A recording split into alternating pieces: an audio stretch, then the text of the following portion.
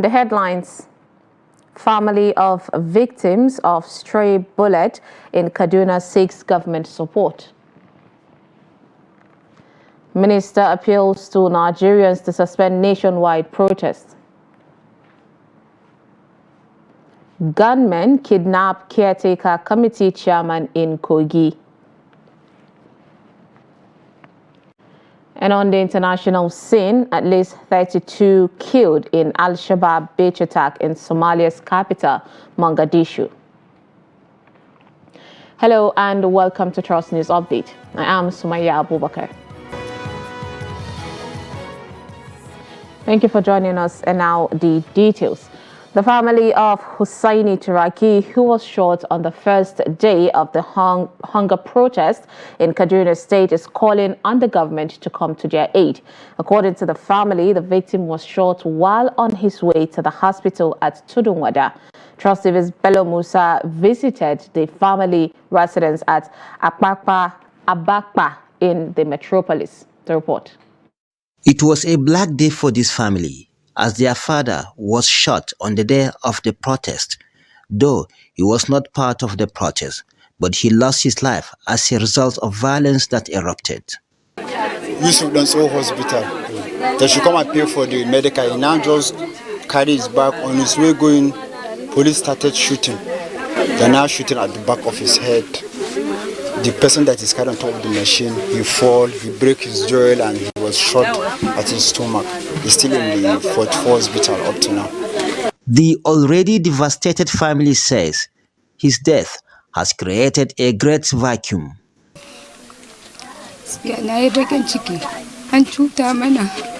We are in pains and have no one to feed us at this time. He would go out every day and fend for us. He was not part of the protest. He was only on his way to the hospital to see his daughter, who was admitted. There he met his death. He died and left 13 children and 7 dependents living in the rented home. We're on the rent house, so we don't know how to do. Our issue is that we need government to intervene into this issue. For government to bring that police that shot him and to know how they will do with his children. And he is the one helping us. He's already died. We don't have anybody now. Please, government, enter this issue. The remains of Hussaini Turaki was laid to rest at the Agbapa cemetery as relatives and sympathizers pray for the repose of his soul. Bello Musa, Trust TV News, Kaduna. Despite the violence that erupted on the first day of the protest, hundreds of youth staged a peaceful protest in Kaduna for the second day. The protesters, who were on procession, marched through the busy Ahmadu Bello to Kano Road and other roads in Kaduna metropolis. The security operatives were on alert, forestalling any breakdown of law and order.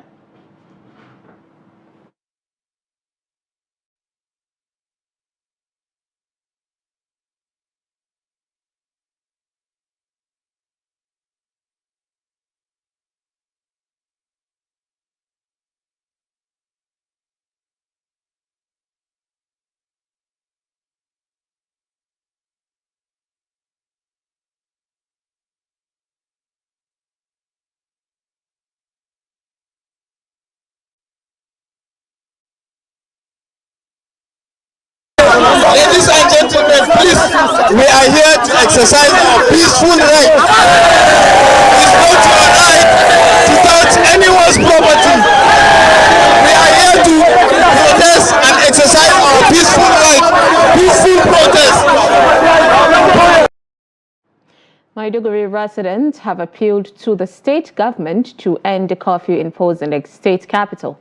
The second day of the protest experienced a 3-hour relaxed curfew for Muslims to observe the Jumu'at prayers. Beatrice Kurusi completes the report.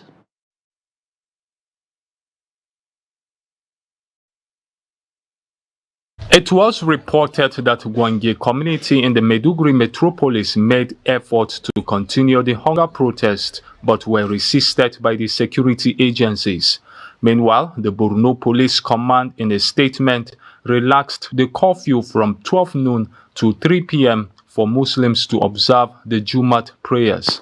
After the prayers, it was a rush hour for residents to return home. Some residents appealed to the state government to suspend the curfew for businesses to resume.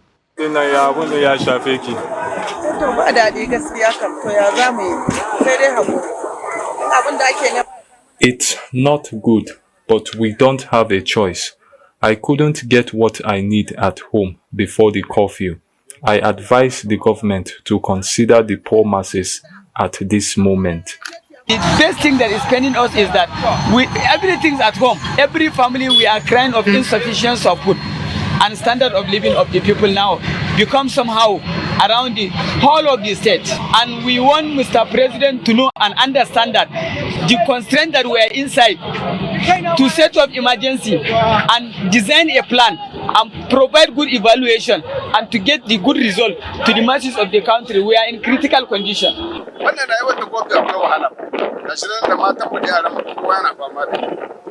They said they have reduced the price of a bag of rice to 40,000 naira. Where is it? The curfew life is difficult. Take a look at it. We are all home with our families and nothing to feed. The hunger keeps increasing. Foodstuffs are expensive. No movement, no electricity. So we want them to take action. The curfew will continue from 3 p.m. to 6 a.m. on Saturday morning. Until then, Maiduguri will know if the government will consider suspending the lockdown. Bitrus Kuruti, Trust TV News, Maiduguri.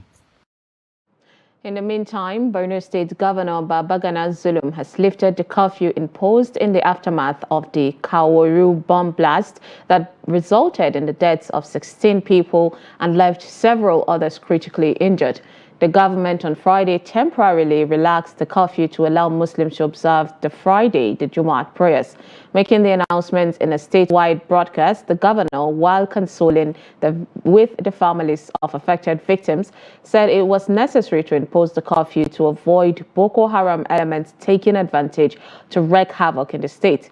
Governor Zulum said the protest in the state was hijacked by hoodlums who made several attempts to destroy public infrastructure, but for the timely intervention of the military and other security agencies. While charging residents to go about their normal activities, he said the security of the state will not be compromised for any reason. As the nationwide protest enters its second day, protesters in Oyo State are challenging the federal government to be proactive and respond to the yearnings of the majority of Nigerians calling for change. They say they will not back down, but rather continue their agitation for better governance. This is the second day residents of the ancient city of Ibadan have converged on the popular Iwo Road interchange to continue their agitation against bad governance, poor welfare, and perceived lack of empathy for the people.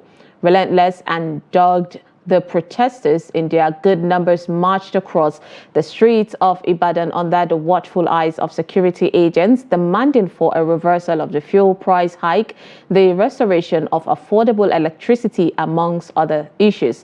Police authorities commend the peaceful conduct of the protest, but promise not to tolerate a repeat of the October 2020 #End SARS protest, which started peacefully but turned violent. We are begging you people, please and please help us, because most of your children, they are abroad. Most of your children, they are abroad feeling good. So please, even if we should do the protest now, I know that if we are doing it, you people can still change it and start telling the policemen to shoot us. So we are begging you people, help us. Let things go good for us. We are hungry. From the report that we got, that violence started when the security agency started to tear gas the protesters, and they also responded via their self to defend themselves. This is what we have seen in Kano, people breaking shop, people destroying property, that they know that it's always an opportunity for government to further loot the public treasury. But they behave in that manner because the Nigerian government has failed in its responsibility to make them a meaningful citizen. The way to forestall that in the coming period is to ensure that all of the demands we are putting forward at this time are met. I want to make a point. And the point has been made. They seek government attention. With just this situation now, government is already aware of what they are doing. They have leadership. Their leadership now should not take it a step further by getting in touch constructively to the government. This is our grievance. I'm not in a position to collect grievances from them and take to anywhere. Mine is to come around with my officers and men and other security agencies to provide a safe environment for reasonable and peaceful protesters. The second day of the harsh and bad governance protest in Nigeria did not witness any protests in Asaba, the Delta State capital. However, security personnel mounted guard at designated areas that were expected to be used as convergence points. Economic activities, which were crippled on the first day of the protest, have resumed. While vehicular and human movements are back in town, many offices have opened for workers and operations. However, a few shops are still closed, with the owners still monitoring the situation. Everybody's afraid, because of fear of the unknown. But I thank God, maybe by the grace of God, I think that there will be normality. Okay. Thank God for please. Let the government, especially the president, let him address the public, that we know what is the outcome of this problem. Okay. We are getting a very big... Shops are opening today. Business is going on. Yesterday we went to Kaduna market. The market was open. Traders were trading and customers were coming. So there was no problem at all. All that nothing is happening. Everything is going normal. Because there is no protest in Asaba. Business people start going on their normal activities. The harsh and bad governance protest scheduled from August 1st to the 10th of the month has lost steam in Nigeria's capital. As part of the measures to contain the protest, authorities of the Federal Capital Territory had obtained a court order which restricted the protesters to MKO Abiola National Stadium. Conveners of the protest had demanded to use the Eagle Square to converge, but they were denied access. However, on day one, the protest, they headed for the Eagle Square, where the police dispersed them with tear gas after hours of resistance. Security forces also had tough time controlling different groups, which blocked the roads and lit bonfire across Abuja, while the protest held peacefully in the stadium. As against the situation on the first 2 days of the protest, not a single protester was sighted at the Abuja Stadium when Daily Trust visited on Saturday morning. Policemen and journalists at the stadium just stood around observing the situation. Moving on from that, the Minister of Steel Development, Shaibu Audu, has appealed to Nigerians to suspend the nationwide protest against the current government, assuring citizens that President Bola Tinubu is working to fix the current challenges facing the country. Audu made the appeal in a statement issued by his special assistant on media, Lizzie Okoji, on Friday in Abuja. He urged protesters to exercise a little more patience and trust the renewed hope agenda of President Tinubu. According to him, the thrust of the current administration encompasses strategic plans and policies that will drive Nigeria to economic prosperity, improved welfare, education and health systems, improved social amenities, food security and infrastructural development, amongst many other needs when implemented. The minister further appealed to Nigerians to shun the protests following intelligence reports from security and law enforcement agencies of miscreants with plans to hijack the protests to cause mayhem and breakdown of law and order across the country. Now moving on to more stories. Gunmen suspected to be kidnappers have kidnapped the chairman of Kaba, Bunu local government area and authority transition committee in Kogi State, Zacchaeus Dari Michael, and some of his aides. A source said the incident happened late Friday along the Kaba-Okene Expressway when the chairman was returning from Lokoja, where he held a series of meetings. Reports say his abductors shot sporadically at his convoy, overpowering the council boss and his security details before capturing him and other members of his entourage. The Kogi State Police Command's Public Relations Officer, PPRO SP Williams Aya confirmed the incident, adding that the police and military team will be, or with the assistance of the local vigilantes, are tracking the hoodlums' hideout from possible rescue of victims. 2 persons have been reportedly killed during an attack on a military checkpoint along the Amangu axis of the Amasiri-Owutu road in the Eda local government area of Ebonyi State. According to an eyewitness, the attack was carried out in the early hours of Friday by gunmen who operated on a motorcycle. The witness said a soldier and one of the gunmen were killed during a gun duel which caused panic and apprehension among residents, motorists and commuters plying the road. He said commuters had to spend hours waiting before they continued their movement after normalcy returned to the area. The Ebonyi State Police Command is yet to issue a statement on the attack. Protests in Lagos has shut down many businesses and commercial activities at the popular Lagos abattoir. The situation is the same as the slaughter and animal market did not operate due to the ongoing protest. Trust TV's Abbas Ibrahim Dalibi now reports. There was no commercial activities at popular Lagos abattoir, where at least 1,500 cows were usually slaughtered on daily basis. Since the protest began on Thursday, no animals has been slaughtered. Mansur Muhammad is a butcher. He said the situation has affected their means of livelihood. To kasancewan wannan zanga-zangar da ake ta magana. The traders and butchers in the market were forced to idle away, while some others resorted to playing football. Abdurrauf Suleiman, another trader, disclosed that the protest has paralyzed business activities in the market. Sometimes if there is market, you can see maybe more than 50 trailers enter this place, cows from north.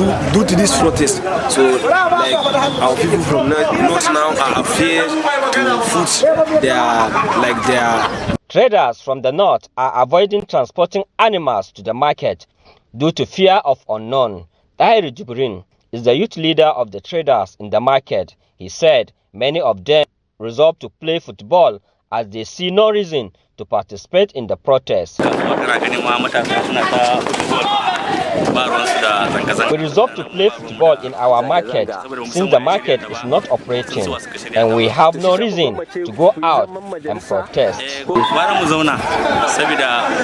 On his part, Abdullahi Hussein disclosed that the aim of the protest in Lagos has been achieved. We are happy that protest has paralyzed business activities here in Abattoir.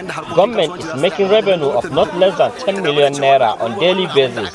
Now that it was stopped by the protest, they will listen to the protesters and make life better for the masses.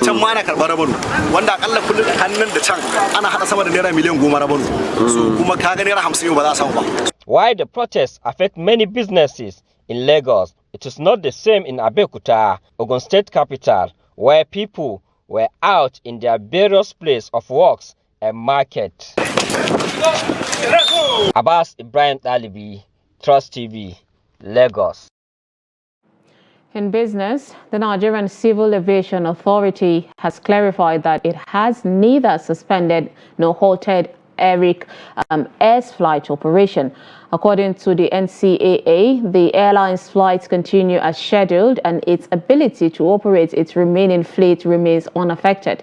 The clarification note was issued via a statement signed by the NCAA Director of Public Affairs and Consumer Protection, Michael Achimogu, on Friday in Abuja. According to Achimogu, the NCAA is duty-bound to comply with the court order attaching Arik Air's three aircraft following the determination of its case at the Supreme Court on ensuring compliance with regulatory and safety standards. From the international scene, at least 32 people have been killed and many more wounded in a suicide bombing and gun attack on a popular beach in Somalia's capital, Mogadishu.